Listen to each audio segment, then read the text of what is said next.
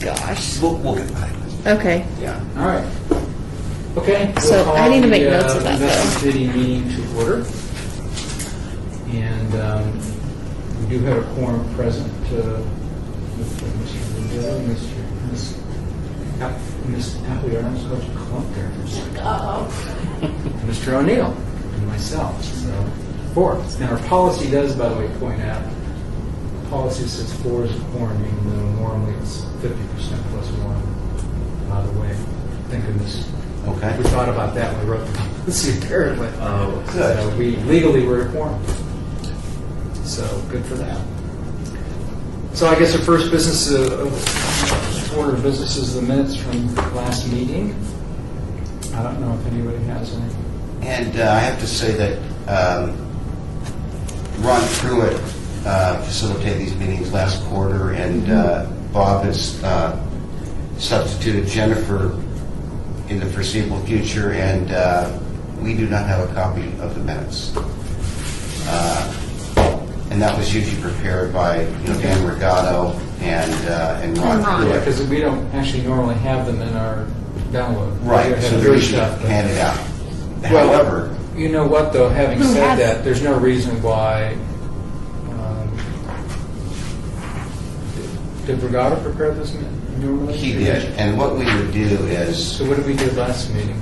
well, Ron Pruitt He had the meetings? had minutes, yeah. He did.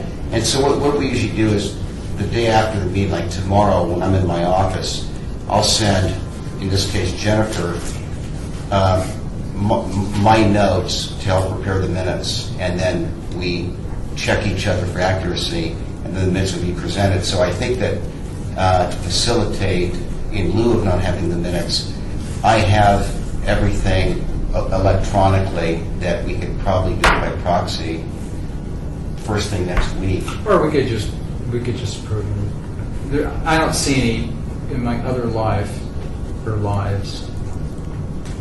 The approval of the minutes doesn't have to be. Oftentimes they get kicked to the next meeting. So if you want to, we can either do it by proxy, or we just, or the next meeting's agenda item will have us approve 2 sets of minutes. Okay.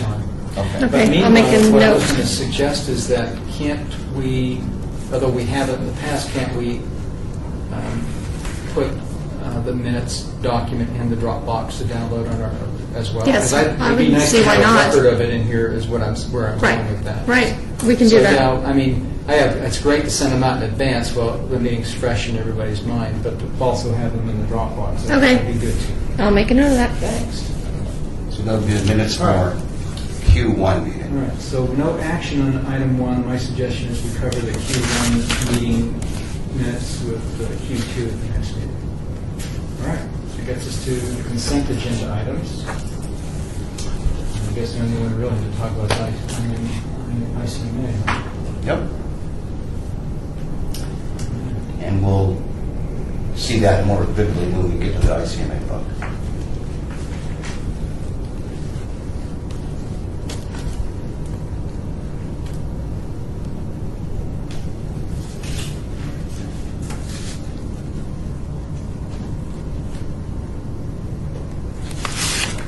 All right, we're ready for that, Freddie? Yep. Okay. Thank you, Chairman. Hope everybody's had a nice summer, and I'm happy to be back with you again here to review the second quarter. And we'll start with, before we get to the Mass Mutual book, in your packet that I've given you is the investment perspectives, and that's what my firm has named the quarterly market commentary. And I did, they are in your Dropbox electronically, but I will read over the highlights. For the second quarter of this year, primary concerns among investors were the timing of the Fed interest rate hikes along with economic woes in Greece, China, and Puerto Rico. For the quarter, Japanese equities and diversified commodities were the top performing asset classes, while master limited partnerships and global real estate investment trust trailed the field. For 1 year period, Japanese equities were strong, as well as U.S. equities. The Dow Jones Industrial Average decreased 0.3% in the second quarter. The NASDAQ Composite Index advanced 2.1%. The S&P 500 rose 0.3%, its 10th consecutive quarterly increase. As everyone knows, the way we're going in this quarter, the street could be in jeopardy. 5 of the 10 S&P sectors of the S&P 500 advanced. Healthcare was the best, up 2.8%. Consumer discretionary stocks rose 1.9%. Financials advanced 1.7%. The laggards were utilities, which were down 5.8%. Industrials were down 2.2%. Energy was down 1.9%. Morgan Stanley economists expect that GDP will be 2.5% for 2015 and 2.7% for 2016. Global GDP forecast growth is at 3.4% for this year and 3.9% for 2016. As mentioned, commodities were top performing asset class. The Bloomberg Commodity Index was up 4.7% for the quarter. Gold was down 1.1%. As far as U.S. economy is concerned, the Department of Commerce estimated that gross domestic product decreased at an annual rate of 0.2% in the first quarter of 2015 in comparison to a 2.2% increase in the fourth quarter of 2014. The unemployment rate fell from 5.6% for March 2015 to 5.3% in June. Job gains took place in professional business services, healthcare, retail, trade, financial activities, transportation, and warehousing. Unemployment, the 5.3% unemployment rate represents 8.3 million people that are unemployed. According to the most recent estimate of Bureau of Economic Analysis, corporate profits fell 5.2% between the first quarter of 2015 and the fourth quarter of 2014 and decreased 4.5% between the first quarter of 2015 and the first quarter of 2014. Inflation remained low in the United States. Consumer Price Index increased 0.1% in April and 0.4% in May. Morgan Stanley economists forecast a 1.6 inflation rate for 2015, or excuse me, for 2014 and 0.1% for 2015. Private sector housing starts were adjusted an annual rate of 1,036,000 homes, and a lot of those are right here in Las Vegas, I can guarantee you. 5.1% above the May 2014 housing starts. Housing market is rebounding. Retail and food services increased 1.2% between April 2015 and May 2015, and increased 2.7% between May 2014 and May 2015. In June, the Institute for Supply Management's Purchasing Managers Index, which is a manufacturing sector index, was 53.5, up 0.7% from May, and up from April's 51.5 reading. The latest PMI data indicates an expansion in manufacturing sector for 26 consecutive months. We talked about the equity index returns in terms of the capitalization structures. Russell 1000 growth index was up 0.1%. The Russell 1000 value index was up 0.1%. Mid caps were up 1.5% for the quarter, and small caps rose 0.4%. For global equities, emerging markets and global equities had positive results. The Morgan Stanley Capital Index, EAFE Index, which is the benchmark for developed countries, rose 0.8%. Emerging markets were also up 0.8%, and Europe increased 0.7%. The bond market decreased. The Barclays Aggregate U.S. Index, the general measure of the bond market, decreased 1.7% for the quarter. Interest rates increased during the second quarter as yields on the 10-year Treasury note rose to a quarter-end 2.35% from 1.92% at the end of the first quarter. Today, they're somewhere around 2.19 or 2.20. Not sure where it closed. High yield was flat, returning 0%.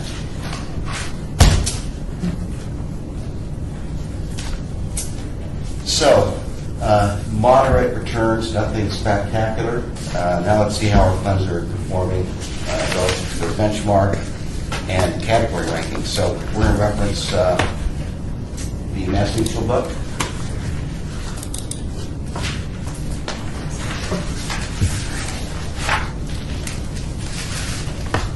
And at you go, start with page 7 of the executive, which is the executive summary. And you see we have 2 watch list items. However, the T. Rowe Price retirement balance was mapped to the Oakmark Equity Income Fund on the 14th this month, so just very recently. And also the American Funds Capital World, when we get to it, you'll see that it's actually improved by 50 percentile. We're strongly consideration for taking it off watch. So what essentially means is this is going to be a very clean scorecard with no funds on watch. How about that? Yeah. Page 9. Here's the 30,000 foot view of the plan, and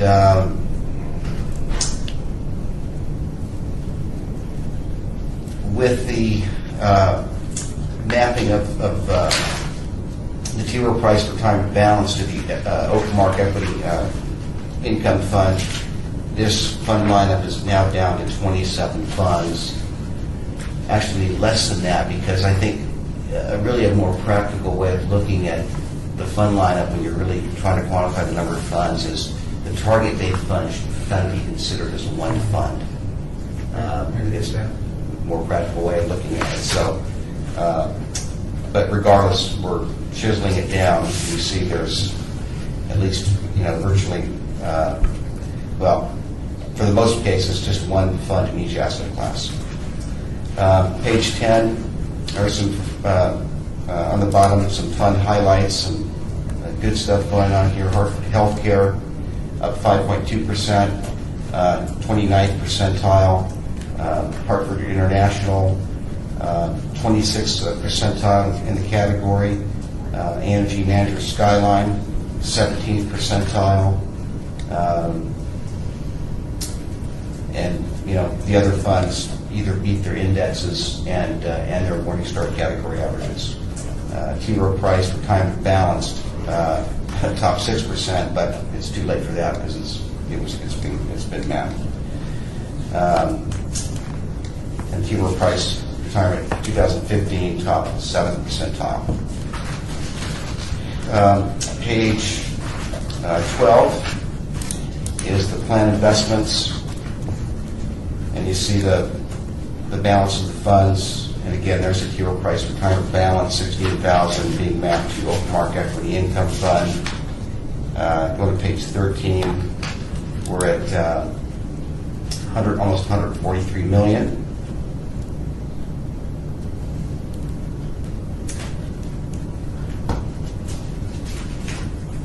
And from here, if you go to page 20. 20, yeah. Here's where we look at the scorecard detail, where the rankings are revealed, and it looks pretty darn good.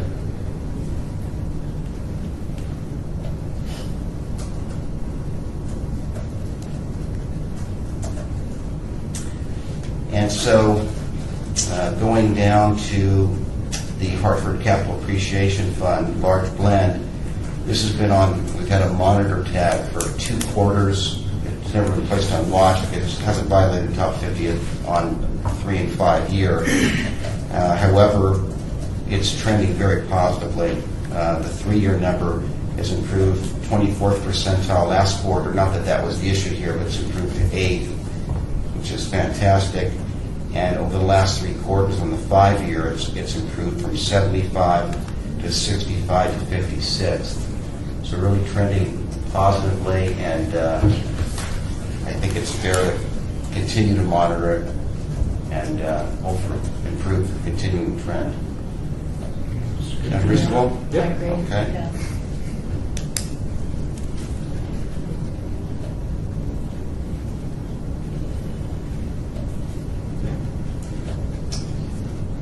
And there's our Mass Mutual Select Growth Opportunities Fund, which is one of the newer funds. Great improvement on the 5 year. Last quarter was the 22nd percentile, now it's in the 4th. There's a relatively new mid-cap fund, ranked number 1 on the 5-year. On to page 21,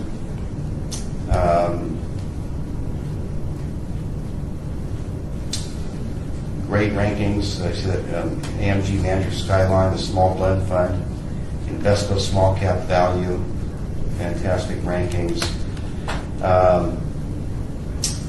Really no issues. Now we get down to the Hartford International and the MFS Value Fund. Both have performed beautifully. Last quarter we had a discussion about consolidating the Hartford into MFS, and it was this table, not that there's any urgent action to be taken, but if you look at, go back to page 10,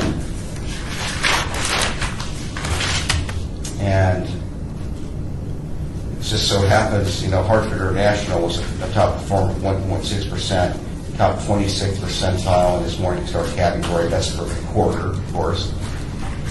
And then if you then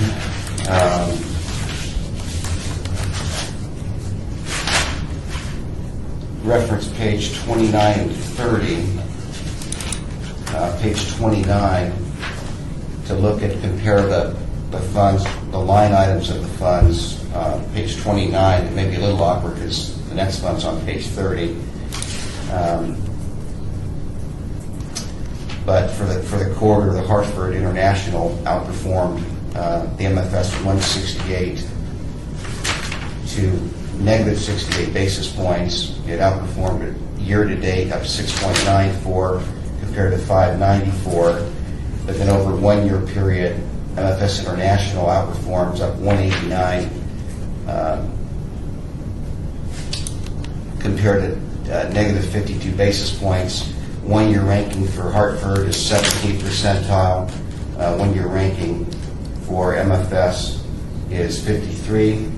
And over a 3-year period, MFS International, I beg your pardon, scratch that. The 1-year ranking, Hartford ranked 17th, which is very good. MFS ranked 6th, which is fantastic. And over a 3-year period, MFS annualized returns 14.5%. compared to 1193, and and the 3-year rank for MFS is 7, 3-year rank for Hartford is 29, and the 5-year annualized return for Hartford is 10.69%, and for MFS it's 1344 with the 2nd percentile ranking. So again, both really nice funds. MFS seems to be the better of the two, and so here we are. The floor is open for discussion on this. But that's not the only one where you have multiple funds in the same category. Even here for Massachusetts, isn't that right? That small blend and U.S. equity. So if you go back to page 9,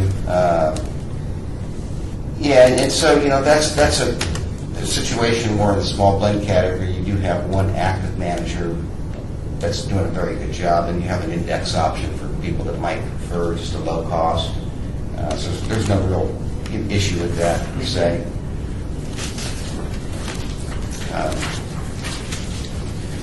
Well, like even in the bond category, you got 3 sitting there. Well, those are different animals. Yeah, you get the high yield, and you got total.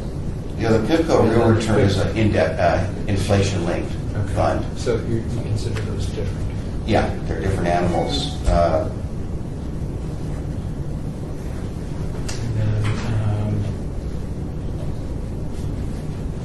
And we don't really have, we got about 2.8 million on Hartford and 1.1 million on the international value, right? Yep.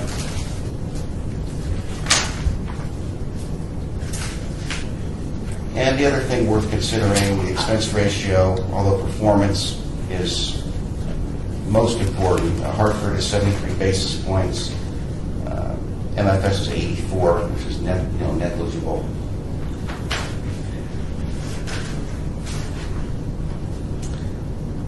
I would, for me, I don't think I have an issue with transferring to Hartford into the MFS. It seems to be a little bit better with the fund all the way around, practically at every valuation period. But I did have a question that popped in my head, and it's more of a curiosity question. I don't know if you can answer it, and I don't think you're going to have an answer. But did we keep track, did the plan administrators keep track or report to us when we did those transfers, what percentage, either of people or dollars, actually opted to do something different in our mapping? I'm just curious. Yeah, I wouldn't know. It's a good question. Yeah, I wonder if the administrators could tell us. I mean, it'd be interesting to know. My assumption is that most people would just let the mapping drive it for them. Yeah, But that's just an assumption I have. I'm Yeah. curious to know how many people actually say, no, I don't want to do that. I want to do something different. And I imagine Right. there's some of those, but I got to believe the vast majority follow it. I'm just trying to confirm what Yeah, I'll look into that. It's an interesting question. And From even my with that, experience, even with that, even if they say I'm going to let the mapping happen, how many actually reviewed and said, yeah, that's a good idea? Yeah. probably next to zero. And that I didn't. you didn't opt out. No, I did opt out. I didn't say that wasn't a good idea because Oh. I knew in advance. Oh, I was going to say, where were you? But if I was... It seems like if I get that It seems like a notification... stupid question, but that's one of the things I think that someone might ask me somewhere down the road is, you close the law, 15-20% of your funds you closed in that somewhere else. But what was the response to that? Well, it'd be nice to know. 99% of them said, yeah, thanks for telling us. We're happy with it. And 1% said, you guys are idiots. You know what you're doing with my money. right. That's just curiosity. It's interesting. I've never been asked that before. It's a fair question. Mark that down. I'll mark it down. Me. And we'll look at that. It's probably it's just a curiosity more than anything. Yeah, it's interesting because Answer that question someday. Well, in my Yeah. mind, it's a defense to say, hey, in the past, when we've made mapping decisions, when people get the notice, a high percentage of them agree with us because they let the mapping do its thing. They don't complain. I don't know that I've received any complaints about the mapping. In fact, I've had 2 people come up and say, thanks. I looked at that. That was a better deal. Thanks for it. Yeah. So anyway, just anecdotal, but somewhere down the road, there'll be one person who will complain to an elected official, and then our heads will fly. Well, even Come up and stand up. even later, if we decide to do one and we make that suggestion, that would be something to also point out. Is that the defense is that you're not allowing our people to do what we do. Well, we've educated them, we've sent them things, and if they had a question, they were prompted to ask the question, and they didn't, so therefore. right, and we're following strict ERISA protocol guidelines of 30-day notices Correct. all the time. So that's a fiduciary protection. Well, Good point. any other discussion about the idea of mapping Hartford International into the NFS International? I'll be happy to make a motion to transfer to map the Hartford International HLS into the MFS International Value Fund.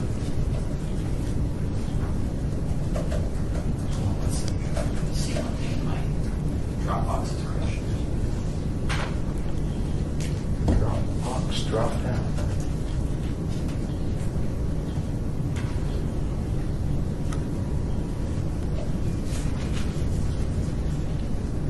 Yeah, that makes sense. I mean, it's not like the other. The reason why let me just for the record, the reason why I'm inclined to want to do it isn't because obviously Hartford's not performing. It's not a bad fund. It's just we have consistently talked about where it makes sense to consolidate as many funds as we can. And I do think while Hartford's not performing poorly, the MFS fund seems to be a step ahead. It just seems to be an opportunity to consolidate. So that's primarily why I suggest it. They're probably a fairly similar investment. Well, that's my question to Freddie about the others, and Freddie's playing, well, the others are not the same, really. They're kind of different animals. And so if Different versions of apples. If you turn to page 67, 68, you get a sense of that, John. And the first thing you'd look at is in the middle of the page to the right, the benchmark, the MSCI All World Country Index, ex-US. So it's not a global fund, it's a fund that invests only outside the United States. It's an international fund. And on page 68 for MFS, the same benchmark. So they're essentially both, living in the same space. They might have, slight different country overweights, how they're allocating their portfolio. And then, we just looked at the performance, but if you look at the 3-year risk measures down on the right page, Hartford International standard deviation 966. Standard deviation for MFS is 946, marginally less volatile, which is, okay, good. Beta is 0.88 for Hartford. For MFS, it's 0.77, so those are two advantages for MFS. The alpha, they both have nice alpha, 339 compared to incredible of 663. And then the Sharpe ratio, the higher the better, 121 compared to 148. So, pretty supportive of MFS.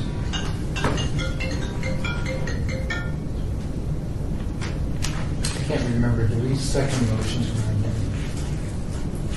No. Okay. Well, I've got a motion on the table. There's no more discussion. Call for a vote. All in favor say aye. Aye. Opposed?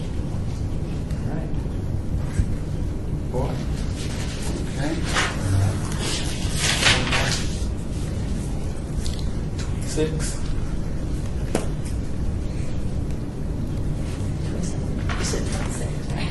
6.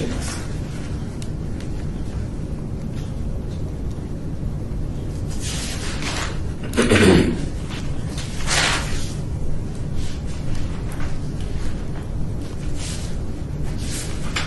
you ever talk about what ideally in a fund like this, how many funds are usually ideal? Like we're at 26 now since we collapsed. Yeah. Just kind of a general, Yeah, that's a good question, Vanessa. In fact, there is an agenda item that, and this will serve as sort of, well, I hope it will, an educational or enrichment content for the committee, but also a nice fiduciary exercise to analyze our asset classes. okay. But the short answer is, you should have first of all, you want to identify asset classes that you want to expose your participants to. And there's no right or wrong. It should be tailored to, most likely the sophistication level. And, like in the service industry, the gaming industry, they're like transient workers and, made up of, the house cleaners, the maids that clean the rooms and internal maintenance, maybe not the most sophisticated people. You tend to have a more simple, basic menu, but if you had a retirement plan at Microsoft where they were all engineers and, very, like intellectual types, then you can have maybe some more, satellite, you get your core, but maybe more satellite, funds, exposing different areas of the market. Even though a monkey with a dartboard often outperforms. Sometimes. I just wondered if there's kind of a rule of thumb or something, so. That's Yeah, it. part of what I think is in the Wall Street Journal or Washington Post, they used to have their dog would They lay out 4 stocks. Whatever paper you would pick, that was their. They did a comparison portfolio. They picked the one the dog picked. Okay, and then, so that motion passed? Yep. Okay, Yes. very good. Continue on page 21. So we just voted to consolidate funds in the international category. Now we're looking at a world stock fund, American Funds Capital World, that has North America exposure in it. That fund has been on watch over the 3-year. It got slightly worse, went from 27th percentile ranking to 42, but still fine. However, on the 5-year number, last 3 quarters gone from 62 to 52 to 49. So, technically it deserves to be taken off watch. And next quarter, if it falls back, and put it back on watch.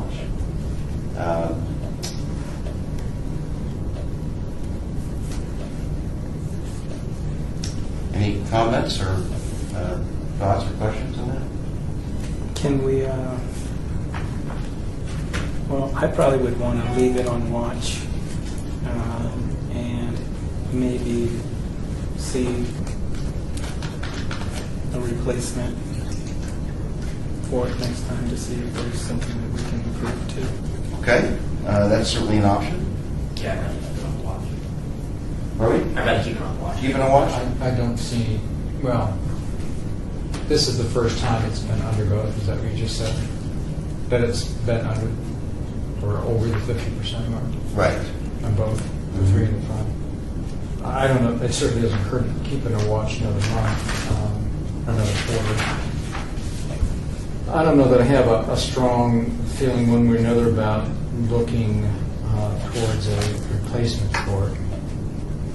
Well, my thought was is that if we're going to keep it on watch and it falls again, do we want to continue just keep it on watch, or do we want to at least have the ability to say, let's look at something else, and at the very most, we look at something else and decide not to do it.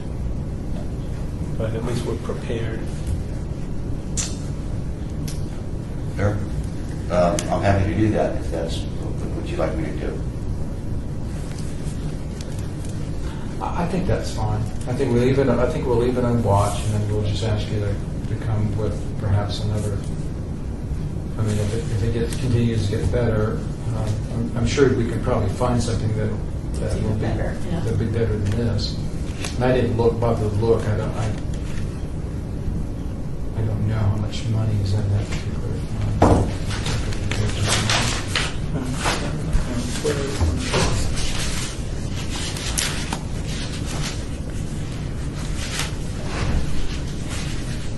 You got $1 million in it. Isn't that right? It's a number. I think it's $1 million. It's $1,081,000. $1 million in there. And this is another one of those cases, I assume, where you would tell me that while it's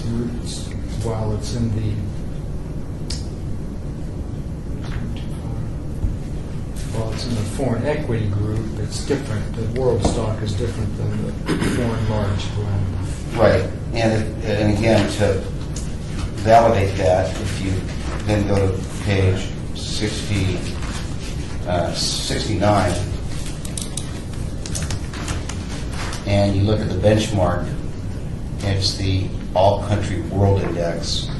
And then when you look at the asset allocation, you see that 41% is invested in the United States. Gotcha. Yeah. All right, got it. Okay. All right. Unless there's any objection, I'll give you that direction. Okay. I Noted. don't think we need to take a vote on that. I will stand watch, and I will do a fund search. Healthcare, doing fine. Page 22. MFG Utilities, doing great. American Century Real Estate Fund, fantastic on the 3-year, or excuse me, on the 5-year. 3-year last quarter is in the 34th percentile. it dropped to the 53rd for the 3-year. And certainly, monitor that for the 3-year number.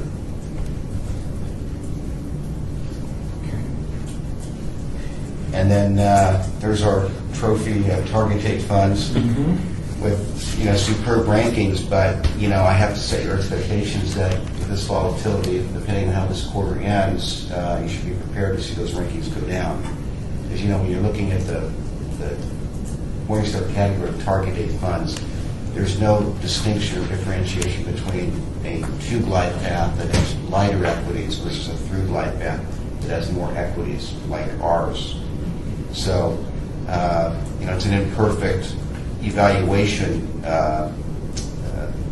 way to look at it, but so at least we started at a good place, one, and so if they, we have room for them to go down, and in fact they're going to, but I would suspect they will if this quarter doesn't, improve quite a bit. Take a snapshot right now.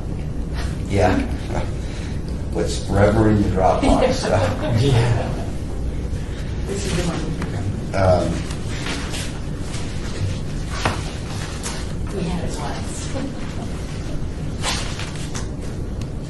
And then the last thing I can just comment on Mass Mutuals, if you go to page 26, 27, 28, 29, and 30, 31, those are the performance of all the funds across the time periods. I reviewed them, and other than the funds that we've identified as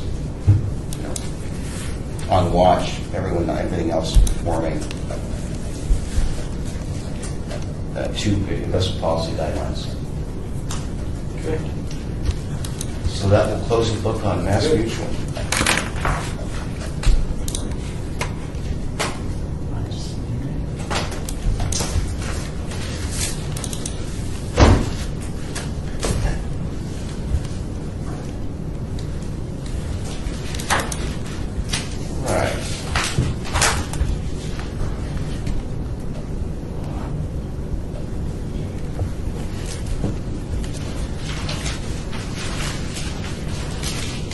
So in IMCA, you can start on page 7. And the watch list, the Vantage Point Milestone Retirement Income T is part of the suite of target date funds. So they come as a set, and it's not that we would necessarily replace that fund. That's not really a viable option. So that is on watch. And the other fund that was on watch, but I just chose to keep it cleaner, I did not include it on here, is the Vantage Point Equity Income. Just on August 14th was mapped to the American Beacon Bridgeway large value that we, it was a very attractive fund. We did a fund search. So again, very, very clean.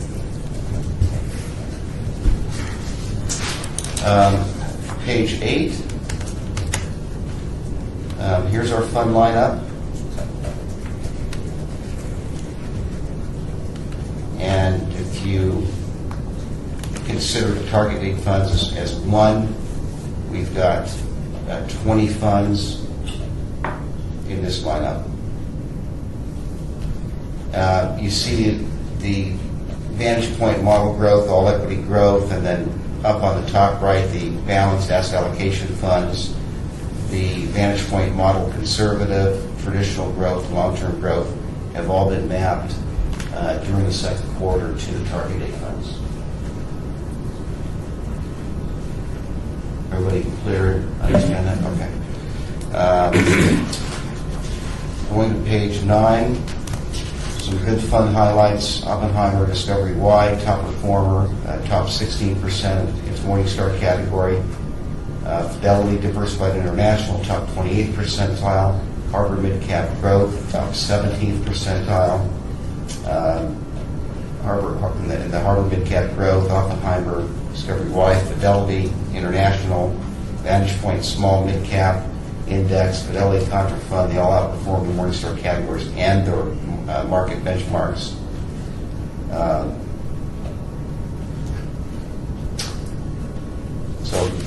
highlights. Page 11 is a plan composition, and you see all those zeros. Those are those asset allocation funds that were mapped to the target date funds. Are my eyes deceiving me, but did, I'm on the wrong place. Actually, it's actually true a little bit. I remember, it looked like Mass Mutual total assets actually increased for the quarter. I don't know if it's contributions or just fund performance, but probably contributions. So the Mass Mutual fund? Yeah. But ICMA actually decreased slightly. Yeah, if you're looking at on page 13. Yeah. Very moderate quarter for growth. Yeah. And with some distributions, not surprising.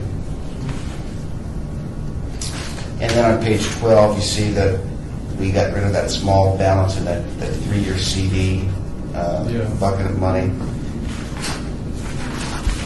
And then moving on to page 21, here's the scorecard detail. And so, here again, we've got, two bond funds. We've got the inflation-focused T, which is it's a hedge against rising interest rates for a small percentage of your fixed income allocation. And then you got the Western Core Plus, which is a fund that we took several in the past and mapped into, consolidated into. And later in this agenda, when we look at the asset class analysis,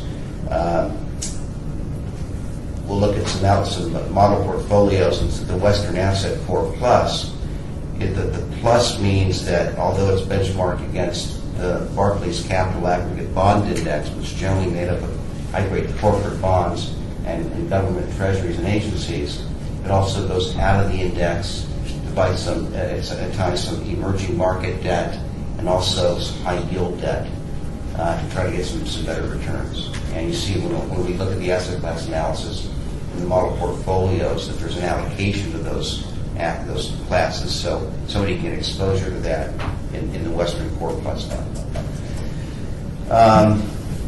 So going down again, the vantage point conservative growth was mapped on April 17th. Harris Fidelity Puritan, fantastic rankings, 5 and 6. Vantage point traditional growth was mapped on 417. Vantage point long-term growth was mapped on 417. Investment diversified dividend. Where were they mapped to? I'm sorry. The target date funds. No. That's why they're such. Yeah, and then you can go back in the fund composition, and you'll see that they have zero balances. Correct. Now, but you see they have balances. Yeah. Right, and that's why I was trying to see where it was moved to, and if it was the target date funds, I would have expected that number to be much larger, and it went from 5 million to 19. In the target date fund balance. Right. That's right. Yep. So back on page 21, investment diversified dividend large value fund is performing nicely. Vantage Point Equity Income T was mapped just a week and a half ago on August 14th to American Beacon Large Cap Value. And then you've got your large blend, the S&P 500 Index, Vantage Point Growth and Income T performing very nicely. Vantage Point All Growth portfolio was mapped on 417. On page 22, Fidelity Contra Fund, large growth fund. The fund had been being monitored, and that label was removed last quarter because 2 quarters ago on the 3-year, the ranking was 51st percentile, and then last quarter it improved to 40th. Okay, and now it's drop below the 50th percentile on the 3-year, down to 54th, and on the 5-year, it's going the wrong way. 2 quarters ago, it was ranked 34th. Last quarter, it did improve to 28th, but then now it's dropped to 49, so into that zone of mediocrity. I would say put the monitor, label back on it, on the 3-year violation. What's the difference between the contra fund and the T. Rowe Price growth? They're both large growth funds. And, Consider them managed differently? well, let's take a look at the fund profiles.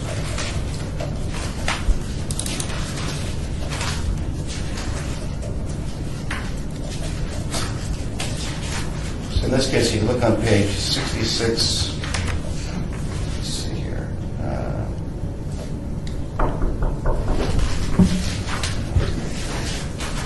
So the contra fund is 68, T. Rowe Price is 69. And then the T. Rowe Price, yeah. So if you look at page 68 and 69, the benchmark is both the Russell 1000 growth index. They both have a little bit of foreign exposure, nothing that would raise concern. Interesting, the homepage. Never mind. Fidelity contra fund standard deviation of 898. T. Rowe Price a little more volatile at 989. The beta of Fidelity Contra is 0.97, meaning it's 3% less volatile than the Russell 1000 growth index, where the beta on the T. Rowe Price is 104, so it's 4% more volatile, so it's a little. And then the alpha, however, on Fidelity Contra, the alpha is negative. And the alpha on T. Rowe Price is 0.4%. Sharp ratio on Fidelity is 184. Sharp ratio on T. Rowe is 181.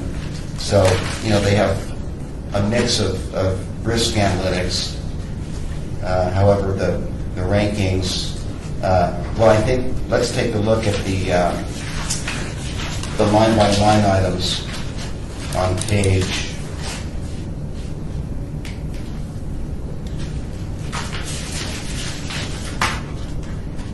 30 and 31.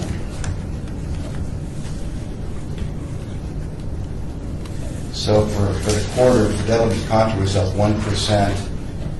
T. Rowe Price was up 96 basis points. Year to date, Fidelity Contra is up 5.9%. T. Rowe Price is up 6.99. The 1 year Fidelity Contra Fund is up 10.29. T. Rowe Price is up 13.21. For the 3-year performance, Fidelity Contra Fund is up 17.42. T. Rowe Price is up 19.14. And over the 5-year annualized returns, Fidelity Contra is up annualized at 17.11%, and T. Rowe Price annualized at 19.13%. So the T. Rowe Price has performed better, it ranks higher, and you can certainly rationalize considering consolidating. Well, the reason why I asked is because obviously the contra fund is kind of bouncing around. Now we're considering putting it back on watch, and if that's something that's performing better. Yep. That's in the same category. You ask yourself, want to put it back on watch? Just a thought. Same thought. It's not giving us any attention to. Yeah. I think it was on 68. Yeah, 68, 69. T. Rowe Price comes with a higher expense ratio, 0.92 compared to 0.64. But again, performance is most important.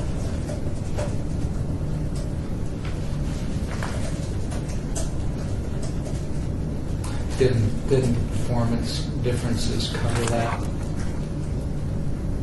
Yeah, absolutely, because it's Cover net. that. Yeah, Cover that. the performance is net of the expense ratio. Can you think of a reason why we wouldn't, Fred? No.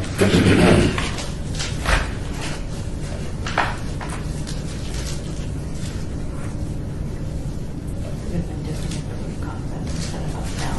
Yeah, I mean, rather than just put it on watch again, if you took it off, it's obviously not going in the right direction now, but How much better is it going to be anyhow? we'll be at it again probably next time, and it's not like you don't have a good performing fund already in the plan, so. Well, I'll make a motion to map the Fidelity Transfer Fund into the T. Rowe Price growth stock. I don't know, I think a lot of people like the contra fund. How much money are you going How much money? Looking for those up there.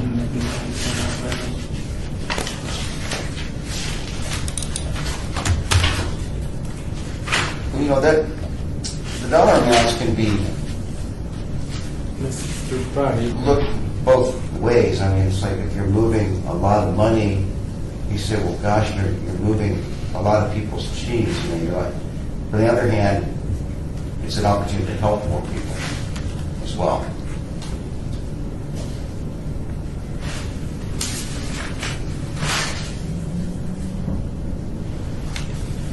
They're roughly equal in terms of Yeah, assets. pretty equal, pretty equal.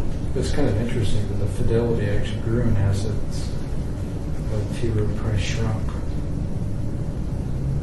even though T. Rowe Price outperformed Fidelity.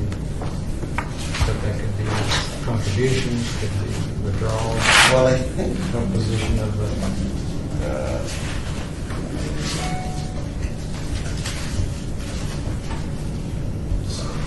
They just did.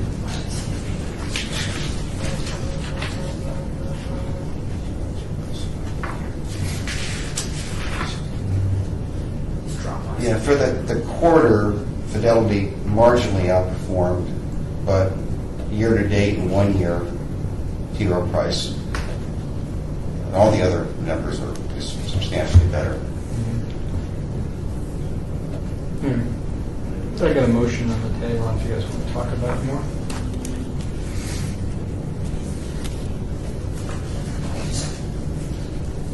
My only comment is that the contra fund is a well-known fund in my recent eyebrows. It's not performing that badly. It has been a high flyer in the past.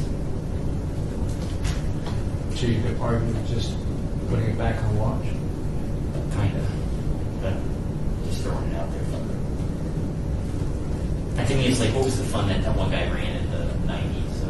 Oh, Peter Lynch, right? Peter Lynch, yeah. It wasn't the contra fund, but it was the Magellan fund. Yeah. And to take that off is like a benchmark of mutual funds. Well, you know, PIMCO. Yeah, no, I know things change. It just And the Janus funds, you know, Janus. oh yeah, early don't remind me 2000s. about Janice. Yeah. Gosh, where is it, like early 2000s? Yeah. I don't know if anyone else have any thoughts about that. Well, look, you know, what I've learned in my other life is, you know, you don't need to be hasty about these decisions either. I mean, I could be talking to putting it back on watch and Well, looking at next quarter but too. to be clear, Mark, it hasn't been on watch. We've had a We monitor. took it off. Wasn't it on? Wasn't this- Oh, it was on monitor. It was on monitor. Monitor, yeah. It was never actually been on, it never had Yeah, both. it violated the 3-year, and Well, let me ask John this question. So, John, if it performed a little bit worse next quarter, would that change your mind? I think it would definitely change my mind. Okay. I would prefer to stand on watching this one. Okay. Or Put it monitor. on watch. Put it on watching, because we had it on We can't. watch. We can't put it on watch. We can't. We put can on put watch. anything on watch. We Yeah. just have to Well, vote. does it meet the criteria for the watches? No, for automatic watch. Oh, I see. Well, so just to reiterate, Watch. on the 3-year rankings, 2 quarters ago was the 51st percentile. Last quarter improved to the 40th, and then this quarter it dropped to the 54th.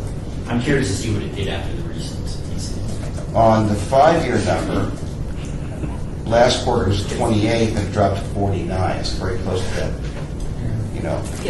Well, I'll remove my motion, and I would say that if we just keep it, make a note for us to look at it again next quarter, and if it continues to move in the direction it's currently going, then we'll tee it up again. Then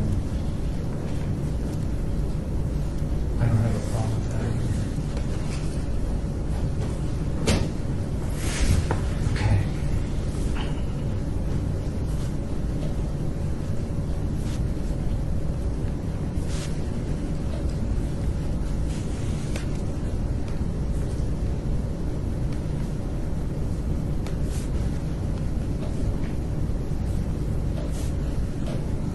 Looks like it's just a select value, huh? Okay. Vantage Point Select Value T, that is the consent watch list, as noted on the agenda.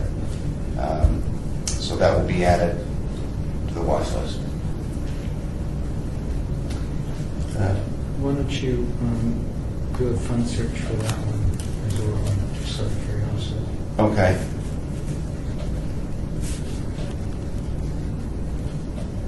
With so much going on this quarter, it might look even worse next quarter.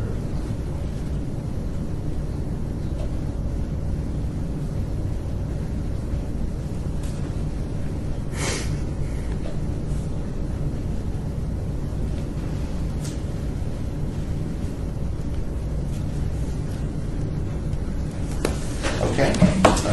Vantage Point Small Mid Index Fund, doing fine. The AMG Times for Mid Cap Growth and the Harbor Mid Cap Growth were sort of trending towards, the 50th percentile. And last quarter, you asked me to do a fund search for mid cap growth, and no action was taken. So I did freshen up that search for June 30th, second quarter performance, and it should be right there, Mark. But anyway, you look at the returns for AMG on the 3-year, 2 quarters ago it was 34th, last quarter it was 30th, and then this quarter it's flipped to 38th. On the 5-year number, 2 quarters ago it was 57th, improved to 49th, but now slipped to the 59th percentile. Harbor Mid-Cap on the 3-year, 2 quarters ago was 16th, dropped to 39th, improved to 34, which is fine. And on the 5-year number, 2 quarters ago was 60th, last quarter was 62nd, and improved to 47th. So the mid-cap, and I don't know, I guess before we look at the mid-cap fund search, do you have it, Mark? This is behind you. Yeah, that's it. It's in here? Yeah. Why isn't it in this one? It's Yeah, It's also considered. yeah. And I guess I should just mention, before you look at the fund search, what you see in the rankings of these funds, does this compel you to move forward with considering the fund search?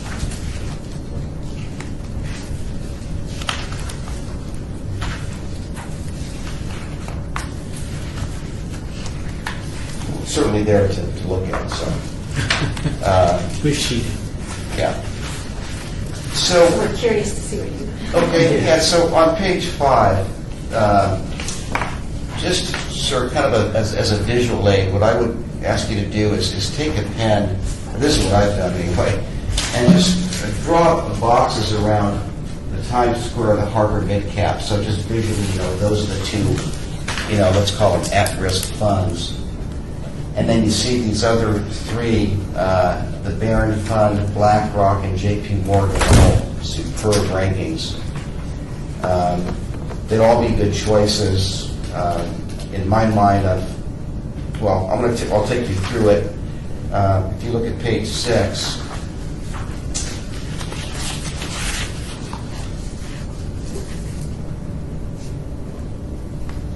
for the quarter, JP Morgan had the best quarter. BlackRock has the best year-to-date of 1359. BlackRock has the best 1 year, 1632. And then over a 3-year period, one of the incumbent funds, Barron has the best 3-year return, 2351. And then the 5-year, JP Morgan has the best at 20.19. And then you look at the rankings, they're all, very, very good. The 1-year ranking, BlackRock is third, although that's not a strict investment policy guideline. 3-year, Barron is the best at ranking third. And then the 5-year, JP Morgan is the best at fourth. But again, look at the rankings of Barron for 3 and 5 and BlackRock at 3 and 5. They're all fantastic. What I think is a real point of emphasis is the risk measures for 5 years. We've got BlackRock. It's the only one that has a positive alpha.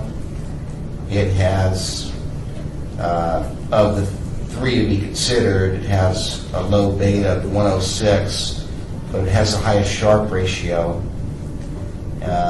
which is a very healthy number. JP Morgan's up there. Yeah, JP Morgan's up there. So, in my mind, I'll break it down for you. I've kind of, it's a very close race between BlackRock and JP Morgan. If you look on page 7, performance is net of cost, but at least just to acknowledge the expense ratios, the incumbent funds are of AMG at 124 and 110. JP Morgan is the least expensive of the considered funds, with BlackRock second. But in either case, you'd be reducing your costs. And then you look at the calendar returns on page 8. And there's a lot to look at here. A lot of data to look at, but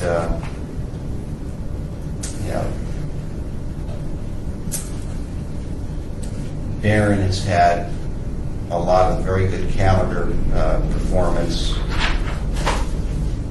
And it's not the most important, but it's just another way of slicing the data.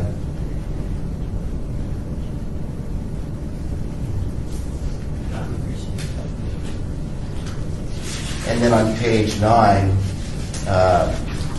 so we look at the 5-year analytics, and now the 3-year analytics.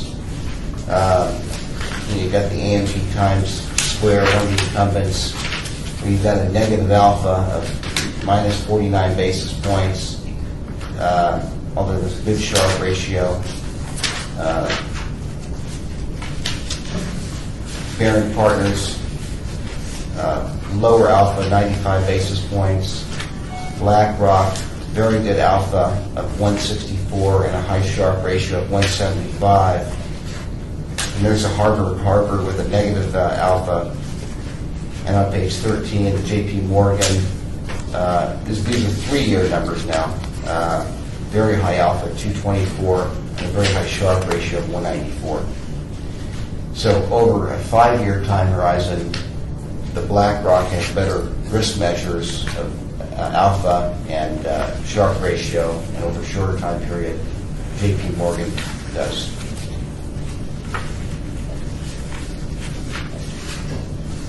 Two great choices.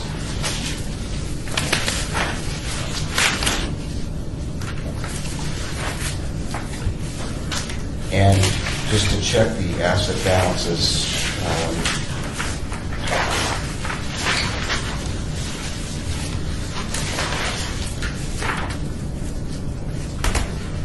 You've got AMG Times Square, wow, 1,541,383. Harbor Midcap only has 125,000.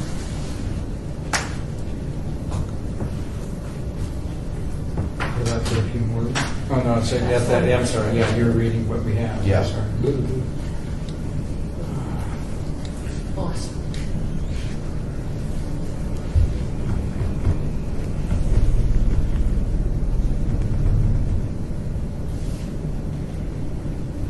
So I guess really the considerations are, do you monitor the AMG because it's below the 50, it's the 59th percentile for 5-year, and Harbor Midcap is not in violation and just maintain status quo with a monitor on one of them, or do you take the opportunity to what looks like a significant upgrade with lower costs? Well, I guess for me, the question Yeah. really is, Freddie, if we were going to do anything, and we've always got two in the same category, if we're going to do anything, would we merely, it wouldn't make any sense to me to map Times Square into Harbor. No. At this point, you'd say, well, find me something even better anyway. So. Yeah. I'd put it in BlackRock or JP Morgan. Yeah. Probably Yeah. BlackRock. And I guess the question is, do we do it now? Okay. Yes, I would now. Okay. So, I don't really have there is so much data here. The only couple, I don't know if I'm looking at the right things anyway. You want a positive beta is less risky beta. When it comes to beta, the lower the better. Even a negative. Where do you see negative? Alpha, I mean, Oh, alpha, the higher the better. the higher the better. Yeah, the higher the better. So BlackRock is a very high alpha. In theory, the alpha is what the value add from the manager. Over the index. Over the index. That's correct. And then Sharpe ratios is That's if you believe. higher the better. Sorry. Sharpe ratio is a measure of risk-adjusted return. Yeah. I would add it to BlackRock. Ray, what's your thoughts? I like BlackRock. Well, the nice thing about that BlackRock is obviously it's got what's interesting is JP Morgan is doing very well. That's It's good. negative alpha, which is kind of interesting. It has a rather high beta Right. compared to the others. The Sharpe ratio is identical for all intents and purposes. I would be fine with BlackRock. BlackRock's that big investment house. Yes, right? yes. Like a big hedge Big, fund. big. Oh, they do lots of.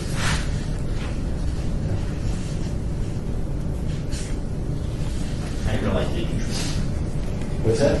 I didn't really realize they did mutual funds, actually. Like straight up consumer grade mutual funds. Oh, yeah, absolutely. Either that or JP Morgan makes a difference to me. Yeah, like the book. Yeah. Is that you going to make a motion? Yes, I need the motions. We're going to do both of them, right? I think so. You wanna do both? Because it's Solid. yeah. If That's you're what- going to bite it all, swallow Yeah. hard. Especially since the one's only 125 anyway. So Right, that would be my motion. Sure. Both. Okay.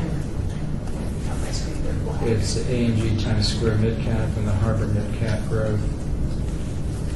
And to map them into the BlackRock Midcap Growth. Right. That would be the next motion. All in favor, I say can see it now. Okay, yeah. Aye. You could have said I can read it now. Ditto. I can see it now. AMD Times Square. I went black on me there. All right, got a motion, all in favor, say aye. Aye. Opposed? All right. Freddie, is AMG Times Square the company name, or is it AMG and the fund is Times Square Midcap Group? I think it's AMG, isn't it? That's what I thought. Times Square is just the name of name assigned to the It's fund. generic. Yeah, you know what? I'm not sure, but AMG might be a distribution company where Times Square might be a sub-advisor. Yeah, okay. That's the case of American Beacon Bridgeway, Uh-huh. large value. Yeah. Not uncommon.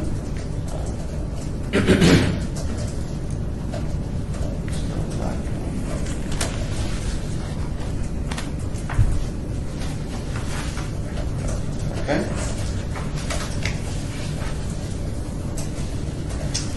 All right, making progress here.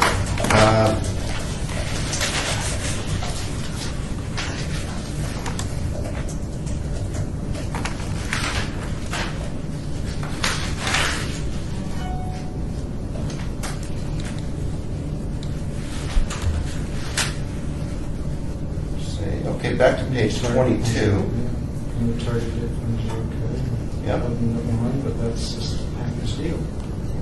23. Yeah, page 23. The retirement income on watch, but the other target date funds are doing great.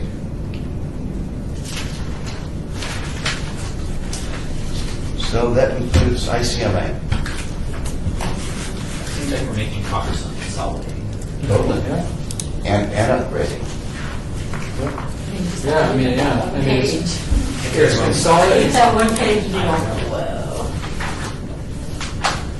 I think in most of the cases, I would argue that our consolidation is a byproduct of the upgrade. Yeah, I mean, I would consider, I should say, yeah, consolidation is tied in with enhancements, not just consolidation for the sake of We're consolidation. enhancing the fund performance, and while we're doing it, we're taking advantage to consolidate. How about that? I like that. That could be a PO. But at this point, I'd just like to ask anybody, does anybody like to break for 5? Are everybody comfortable going forward? Or You need a break, Steve? Oh, you said no. You need water? Five is Basically, quick it's to a- find. Yeah, okay. We'll recess for 5 minutes. What do you do in the floor?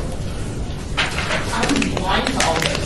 This is like, Are you investing? yeah, I go down and I meet with, what's his name, Ornelia? or no? Ornella? So you're with ICMA. Yeah. And you just, I have no idea what I'm doing. It's not uncommon, Stacy, but Ornella's there to help, and I know she does a great job.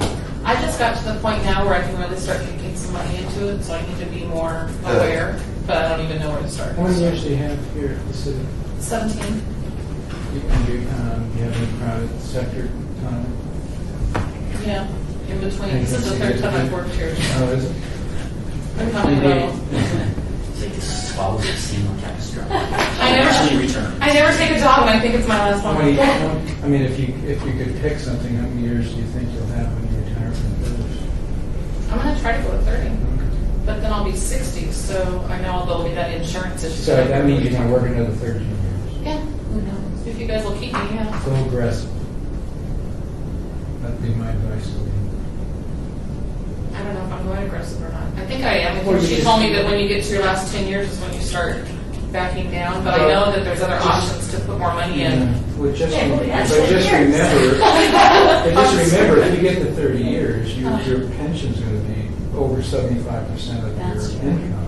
Right. So what you're trying to do is replace, 25% of your income. I figured out with And the, you could take a lot, I mean, as long as you're contributing as much as you can, you can take a lot of risks. I figured out with That's a the little nice thing bit. about being in PERS. is- How do you know how much you want though? Like, because I figured out with what I have now, and then what I'm able to put in as of this year, starting going next year would be the first full year I I've could got put a in. little model that I enhanced recently for somebody. Can you share? Yeah, it's just an excellent. Actually, I enhanced it because it used to be. I hid it from my son Nick, and I did it for my Almonds son. anybody? Almonds? Okay. I did one for my sons to try to entice them. And then I had somebody else come ask me recently, it was a coworker or somebody. And so the ones I did for my sons were static. What it does is you put your, 97. Really? 7 almonds a day. Because that can count how much protein. They say like a handful. Yeah, Yeah. that's my kids do that. For heart health. Yeah, if you can send that thing, that'd be Just awesome. like- it's self-explanatory. I'll send it to you, but Me it, too, but though. I don't think I ever got it it. doesn't, you kind of, well, you'll see it when you get it, there's a, You go through some, you can go through some, there's a bunch of green input boxes, like retirement day, current income, growth of your income, the employer match. I'm good, thank you. What's the cap, all those sorts of things. And your assumed investment return, great. And I think they even change it now so you can have different rates, rate for when you're working and a rate for when you retire. Mark, are you going to give a synopsis to anyone or anyone going to write anything to the employee base about, not that it matters for current employees, but the PERS changes? Because there are some impacts for people that were hired after 10. Good question. But before 15. Where's that? Sorry. There's one. All the way down this end? No, Yeah, you all the go- way to the yeah, left, all the way. The woman's Yep. is on the right, no, the woman's on the left, Left. the men's on the right. But straight down. Because I've made Straight that down. mistake several times. Oh, the woman's bathroom's really nice though, isn't it? I went in there, and going, Where does this so nice I went in there and first thing, this can't be a measure. That's got all this fucking. Does it have yellow in there, I think? I like that there's- Yeah, it's got, yellow in and it. flowers and You stuff. mentioned there's no journals. I was, oh my God, I've been a long guy. And I looked out and looked at the sign. and it's like, That, oh, and you also put in what your anticipated age when you die. Oh, my gosh. Because it automatically, the reason why you do that is because it automatically amortizes, You locked out. self-annuitizes your balance until you die. So everything in your fund And what's is small? exhausted through withdrawals. Oh, no, thank you. Oh, so you can, okay. So And that's what you use to figure out, okay, well, is that number going to be big enough when you add it to my PERS that I'll be okay? I've been reading a lot about the 4% rule of thumb for how the withdrawal rate is now. You can bump that up quite a bit if you would get a little more aggressive at a 60-40 or a 50-50. Well, my first model, I always used 6, but now I got, because for my boys, it was like, one? well, if you're going to work for 30 years and you live for 25, The well, intro. Yeah. the first model had to have one Can't rate, get on so I there. just, you could put it in what you want, but I I don't would use remember 6. the links, Now I've got, so you can actually take Oh. enter in your assumed investment returns on your retirement age. So if you want to make it different than your This is employment, dead, and you then can you do can that. charge it. And then what's really cool, because then it adds up your contributions, your employer contributions, and all your interest. Let's hope I have my. And it's fascinating when you factor it into your death, what a high percentage of your income is from earnings. Very little from contributions. My father worked for a subsidiary of AT&T, and they have all these kind of. That's what Yeah. And they get rolled out. Come on, Las Vegas goes in the third box. And a pension plan opportunity, they've offered a lump sum to terminate. Oh, it's going to send you a security code. See? What do you do? It does that every He hasn't time. decided yet. Yeah. And you have to get it from your email. But you could do Have math on something that too. Oh, yeah, I yeah. had the same offer that were EG&G. They offered me to give me a lump sum on my retirement, or take it now at 50%, or to wait until my retirement age, which I think was 66 or 65. It can't be an easy one. It never is. I know. And, I know. It's a tough If you decision. do the math, So is that if you what I'm did the math, using? look at Security it, I code? was Yeah. better off No, right now it's your Okay. password. taking the lump The sum, I security could goes roll in, it in the fourth to box. which is what I did, based on my assumed earnings. And then it'll go upstairs. Because the other Right problem there, is yeah. there's no survivor's benefit on that again. Correct. And so by taking the lump sum, dumping it all in my 401k, at least, it's an asset that's That's there. funny, that's exactly what caused the increase in the survivor benefit. Yeah. But to me, I mean, I did the math on it for me, based on my assumptions, and I thought, well, that really is no brainer, because really, the benefit is so low. Yeah, so you're better off. I mean, I had 17 years with And you're in. AT&T, and You made the it. vast majority of that, Yay. well over 50%, was as treasurer, director of finance, high-level position. On my pension benefit, if I waited to 65, it was like $1,600 a month. And I'm like, give me the cash, let me put in my deferred comp, I'll be happier in the long run. Or with the PERS backup too. Yeah. Well, that's my point to Stacy, is when you, I mean, unless something horrible happens and we fire you. Anything is possible. But, 13 years is not a long time, but you can afford to take more risk. So you guys are Your reviewing. problem is you haven't been contributing a whole lot. So what will happen when you get Right. the model, it'll be self-explanatory. You want to call me because you're not going to be able to earn as much because you're got a shorter Time for this. contribution window, but you figure it out. I was Yeah, you said that to me, telling that'd be great. John, what ends up happening is it calculates when you have to tell it when you think you're going to die. You just have to do that. Because then what it does is it amortizes your retirement balance based upon your assumed earnings rate by withdrawing evenly.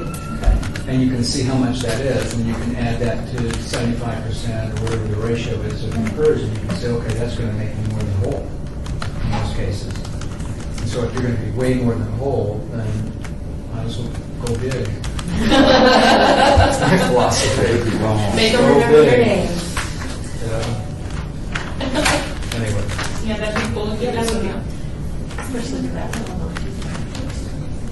So you guys are reviewing the funds in the different programs that employees can choose to put their money in, and then when you say you're gonna put it into a different one, like you're, Map them, Yeah. Yeah, we have, We're terminating participation in one fund and forcing people to move money into another fund. you know, I didn't know that, I didn't we even know force them to that move, but the we don't tell them city, where to move it.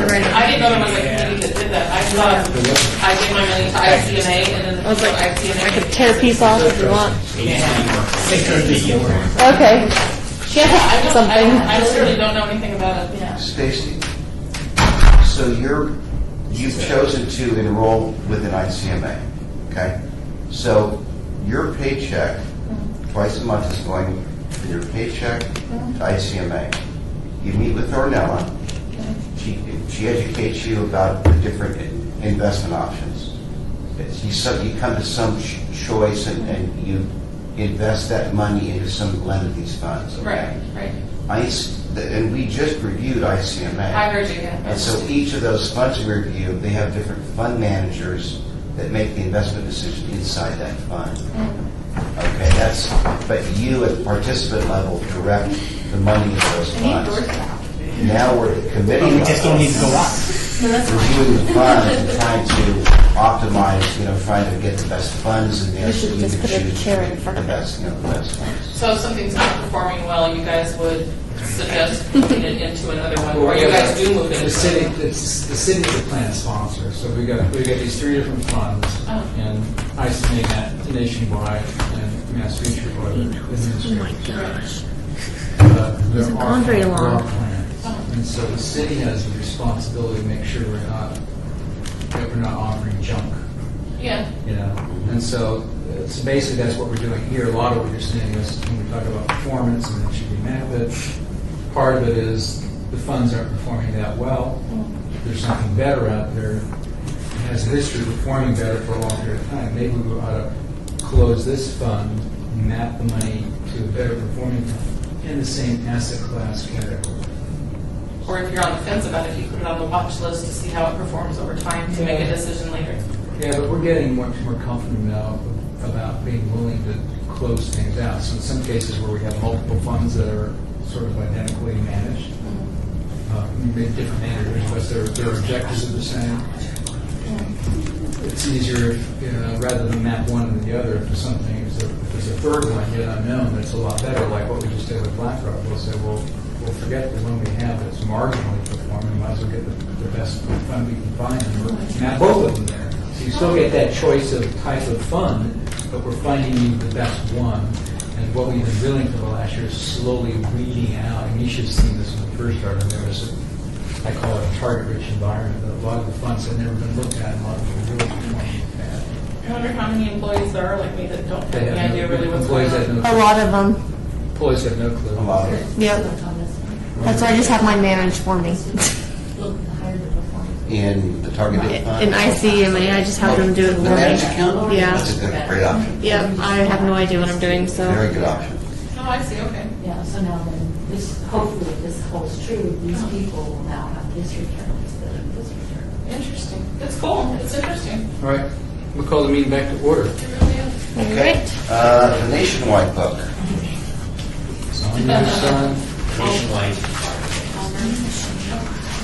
So if you You still pick something up, you never know. Maybe you'll- By the way, just to mention that, I know we're on the record, but one of the things we were going to talk about at some point was whether or not went nationwide, we'd be willing to open up to the other employee classes. But because of the expense analysis that Freddie had done for us before, there's that Nationwide is considering, or may have agreed already to adjust their fees, but their fees would be even adjusted differently if they had access to the other employee groups. Possibly. And- So we're kind of waiting to see.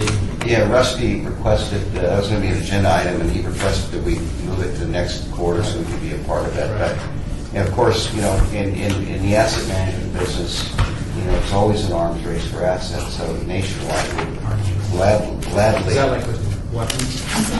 analogy of, the arms race for assets. They'd love it, but, you know, I just don't know if it's going to cause administrative challenges at the C level. But I guess, you know, we'll talk about it next quarter. But I'm agnostic to the idea. I don't think it causes, I just don't think it causes, I don't know that it would cause HR or finance and administrative issues. They're already get set up. So no big deal. It wouldn't be no big deal to allow other employees to. The question, though, becomes, for me, philosophical. We're not going to discuss it now because we're not agenda to. The philosophical one is, given what we've all talked about and how we got with it to begin with, about why do we have three plans, to open it up to everything just kind of continues to foster the three-plan environment. And it's kind of We wanted to get rid of that kind of annoys me. Mass Mutual. However, on the other side, Yeah. on the other side,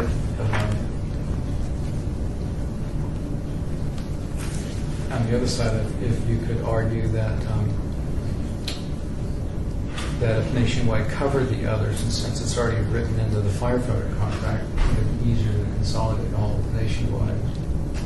Since it's already in the fire contract, then you no-brainer for the firefighters. It takes 600 people off the table that would argue against it.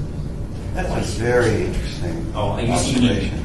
consolidated by CMA, Mass Mutual, all into Nationwide. Potentially. I'm just saying, but you You know. can't do that unless Nationwide will accept. You know, so there is. Sure they would have no trouble. It's a little strategic issue. And I wonder if any of our plan providers are smart enough to ask for the minutes of these meetings. We don't provide the minutes. They were posted on the website. Yeah, but I don't know if either one of I know. them are smart enough to A savvy account rep would review them. Are they entitled?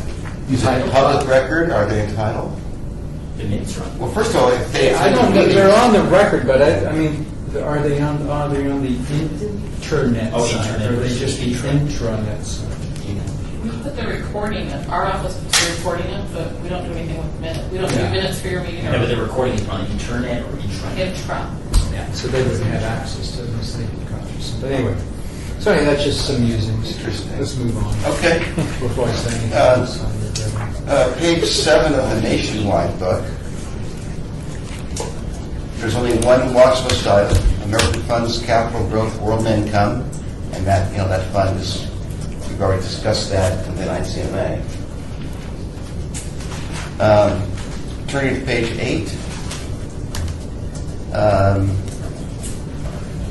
In the bond category, total return is gone. Eaton Vance Core Plus bond fund is gone. In the large value space, Invesco Growth and Income is gone. Oppenheimer Value is gone. In the large growth category, American Funds Growth Fund of America is gone. Nationwide Growth A is gone. Newberger Berman Socially Responsible Investing is gone. T. Rowe Price Growth Stock R was replaced with T. Rowe Price Growth Stock Advantage Share Class. It's a lower share class. And then we added the T. Rowe Price Blue Chip Growth Stock Fund. And then also just to quickly going back to large value, where we Oppenheimer Value, Invesco Growth and Income was replaced by Delaware Value. we also added Columbia Select. So, in the case of Nationwide, as Rusty's preference, where we're kind of zigging with the other two to try to consolidate, he's zagging. And although we're improving some performance and consolidating, he's opted to offer a couple choices. So,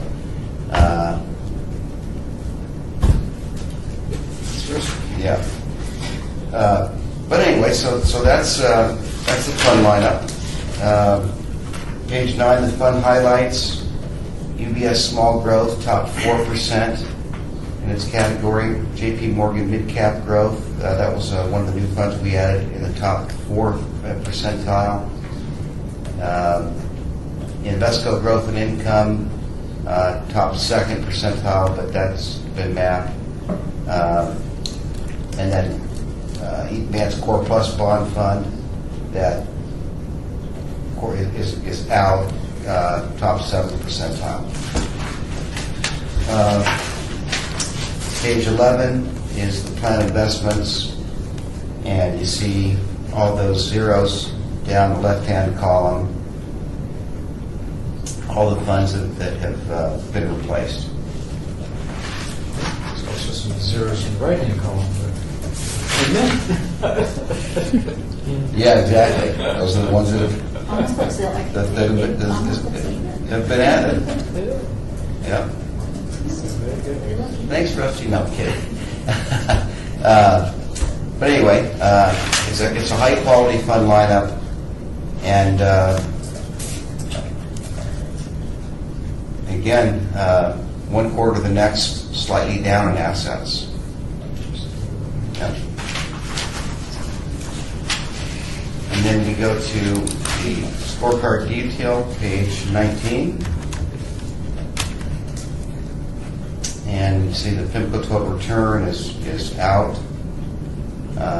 Eaton Vance Core Plus Bond Fund is out, and both those funds have been mapped into the new fund, the Western Asset Core Plus Bond Fund. Great rankings, well in the top quartile. BlackRock High Yield, great performance, good rankings. And there's the Columbia Select, which is a new fund as of April 16th. Delaware Value is a new fund as of April 16th.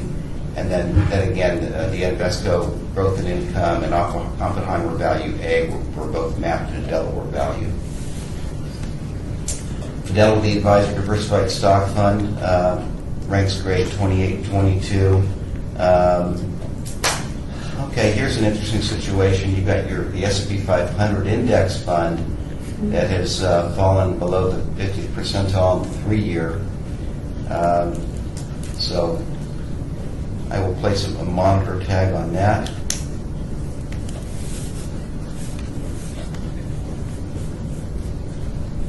Okay.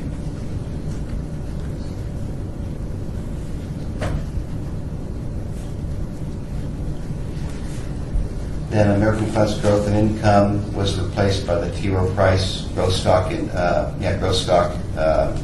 Fund on April 16th.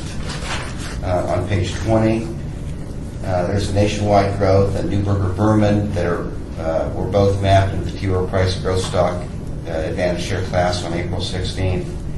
There's the T. Rowe Price Blue Chip Growth Fund that has been added, and then once more, the T. Rowe Price Growth Stock R was replaced by the Advantage Share Class.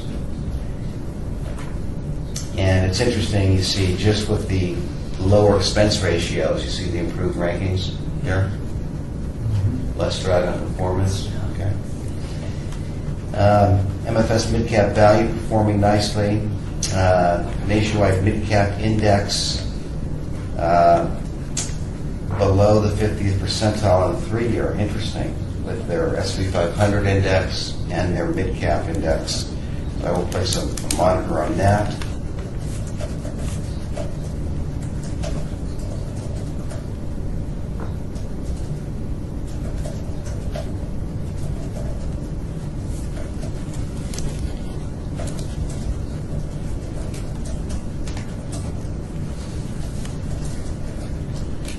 JP Morgan Mid Cap Growth performing great, the American Beacon Small Value, nicely, good rankings.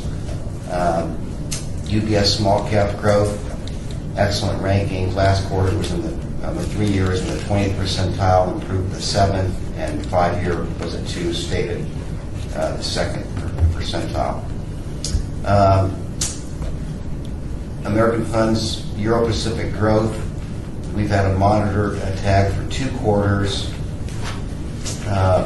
On the 3 year, 2 quarters ago, it was ranked 38th.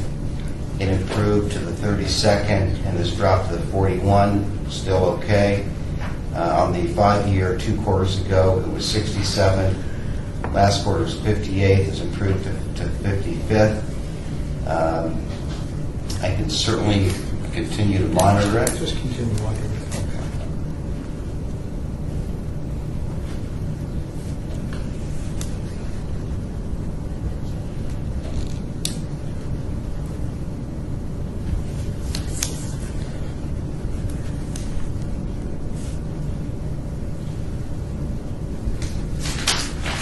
Page 21, American Funds Capital World Growth and Income Fund. It has been on watch. I presented a fund search last quarter, and I have, unfortunately, the rankings have slipped. So on the 3 year, 2 quarters ago, it was 38th. It did improve to 32nd last quarter, but now this quarter, it's dropped to 47th. On the 5 year number, 2 quarters ago, it was 67th. It improved to the 58th, slightly improved to the 54th. No action was taken last quarter, but I do have an updated fund search in your packet. I think last time we basically mentioned that we Wait would for get Rusty. that, wait for Rusty. Yeah. I don't know if we want to wait for Rusty other than informing Rusty of. Yeah, and that's a good point, Ed. He actually called me last week and informed me he wouldn't be here, but he voiced his vote by verbal proxy to replace it with one of the funds here, Okay. if that helps things. And that's in here. Yes.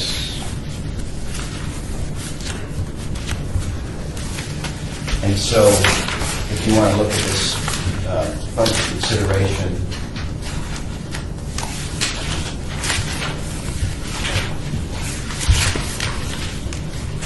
That's in our packet. huh? That's in our packet, or is it on Dropbox? It should be in your packet. I don't see it.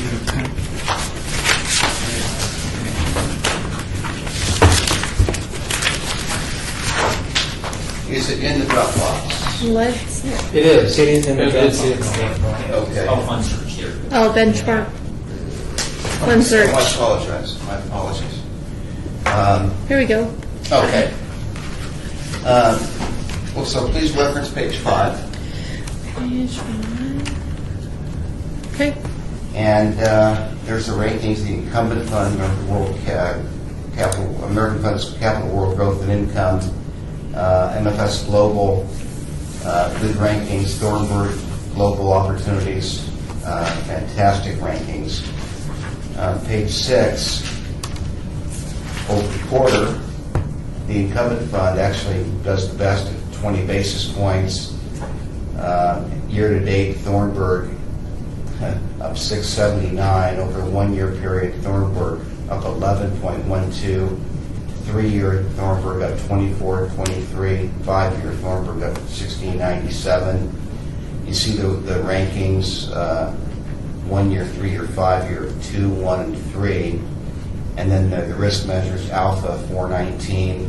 The American funds, not, typically they tend to be less volatile, so that the incumbent fund does have the lower beta, although the other two are certainly, reasonable at 102 and 104. Thornburg has the best Sharpe ratio at 109, and again, but it's also has a higher standard deviation. And the American funds it's not uncommon to see them with lower beta and lower standard deviation. On page 7, you've got the expense ratios where the incumbent is 109. Thornburg looks like a great fund, but it does come at a high expense ratio at 140, although that expense is baked into the returns that we see or the net of that. And then you see the calendar year returns on page 8, although that's not a primary evaluator. Then on page 9, 10, page 9, you see the analytics for 3 years. The incumbent fund, American Funds, has a 3-year alpha of 165 and a Sharpe ratio of 160. You've got MFS has a 3-year alpha of 210, which is higher, and a Sharpe ratio of 158, which is comparable. And then you've got Thornburg with an alpha of, this one off the chart, of 1127, and a high Sharpe ratio of 2.38. And so it was Rusty's vote to replace with Thornburg. That makes sense. No brainer. Yeah, Captain Obvious. Yeah. I will say I'm pretty familiar with Thornburg. I've used them in my private wealth practice segment of my business in their separate accounts. So anybody that has $100,000 and wants to allocate to an international portfolio, because that's our minimum, they can actually have it in a separate account format. Or in a mutual fund, you don't own individual shares of the underlying stocks, you own the share of the fund, and inside the fund they buy the stocks. And with a separate account, they actually buy the individual securities, which is nice because in a taxable account you get your own cost basis and you can do tax selling and optimize the tax. But I am, and they've been a good performer for most of my career, so I am familiar with Thornburg. It's interesting because if you're tax exempt in this market, in these markets, The fund is you have to fine. actually apply to get your tax. Many of the foreign stocks will charge taxes, so you actually have to, the whole administrative process to apply to get the credit back. Can you please repeat that? Yeah. So baked into our returns at PERS for our foreign holdings or foreign equities, we actually have to demonstrate to the market that we are a nonprofit, so we can get the tax withholdings back to us. Oh, wow, okay. And that's baked into our returns, so it's like a whole big business in front of them. We're just Interesting. none of us here are nonprofit, except me doing that. So we don't really. And obviously, you're private society, all folks aren't, but in the nonprofit world, it doesn't make any sense for PERS to invest in tax exempt. Right. But you certainly don't want to pay taxes to foreign entities either. So so there's a whole administrative process to get that back. I did not know that. That's interesting. Just thought it's a freebie. Okay. I'm here to be enriched any way I can. And it's like Trivial Pursuit now. So I want to make a I motion. was kind of, so what you were telling us is that's what Rusty would like. That's his recommendation for our action today. That's what you're saying. Yeah. When you said he voted, I was kind of daydreaming thinking, Yeah. Did he already vote on that? And he was here last time. He didn't articulate it in the form of it was his motion to make, but he said if somebody did make a motion, he would vote to approve it. I would like to make a motion that we move the American Funds Capital World fund into the Thornburg Global Opportunities.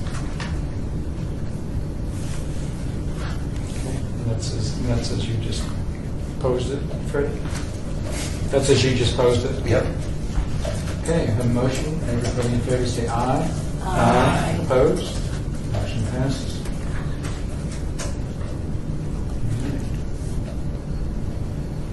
He doesn't like it, Brand Edward. There you go. You have to bear the wrath of Rusty. Yeah, Bailey, Yeah, he doesn't call. Yeah, we just for move it anything. back next month, next quarter. I'll move it back to 2. To two, that's why I'm deconsolidating. Okay, back to page 21, American Century Real Estate Fund, ranking nicely, ID Energy ranking nicely, and there's our target date funds.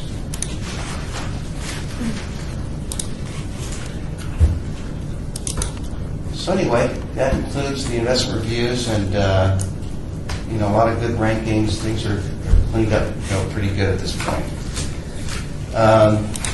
Moving down the agenda, within Nationwide,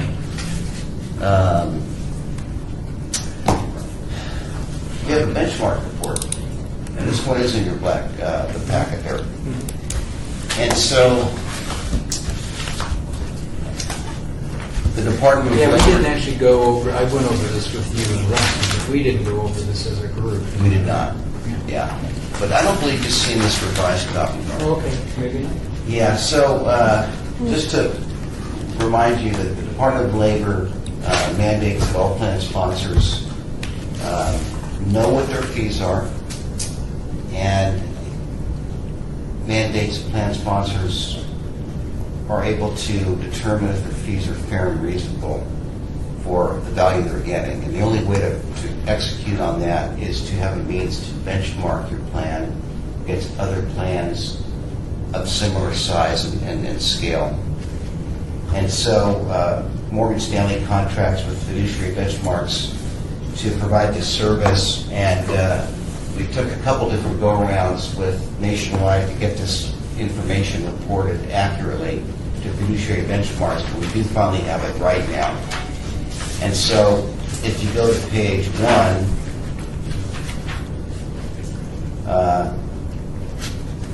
you see that this plan being, and this is a quarter or two outdated because frankly we started it at the beginning of the year, or actually late, and Nationwide dragged behind, but that part doesn't really matter for this exercise. This plan of being, let's call it almost 29 million, where the benchmark group is between 27 and 31, top right, so it's a very good basic comparison. And then down the lower right, the lower left I should say, the benchmark group consists of 35 plans, so it's a pretty good sampling. On page 2, the plan fees in dollars is the total plan fees are $281,858. And so, and then below that, where the plan is 97 basis points, if you were to take the 281,000 and divide it into the 29 million, you get 97 basis points.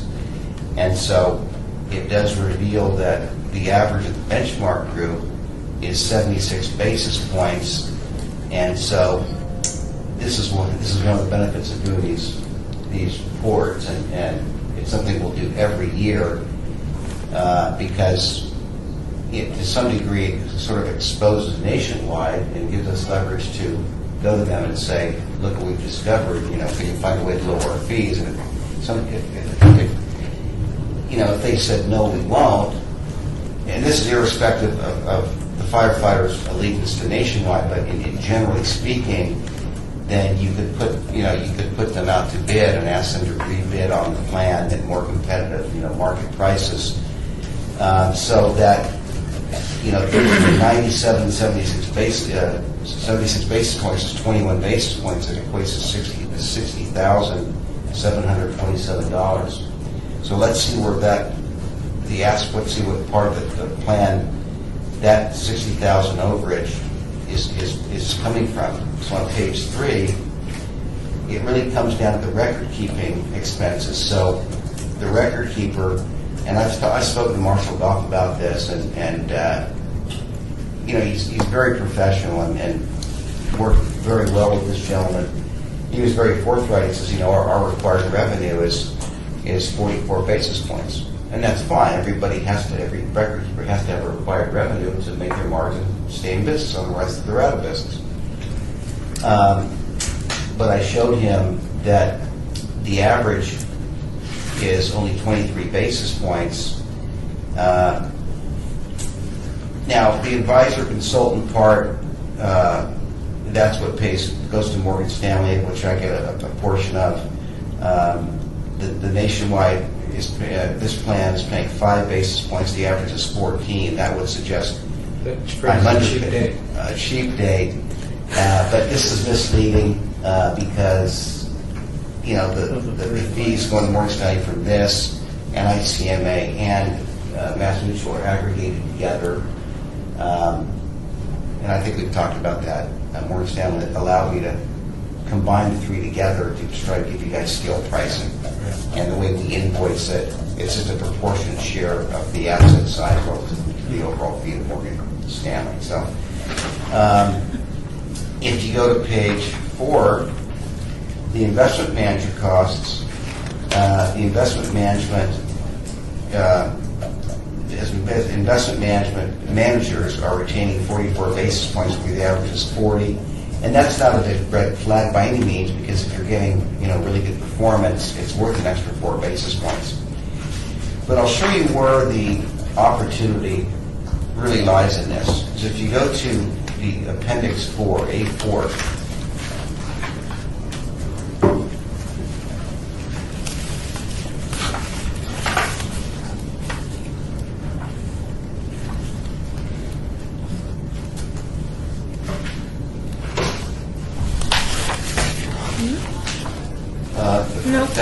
It's that. I didn't see that. That's. Oh, there it is, right there. There it is. Right there. yeah. So the investment fees paid to the record keeper. So if you go down to not to the all the way right column, but the next to the second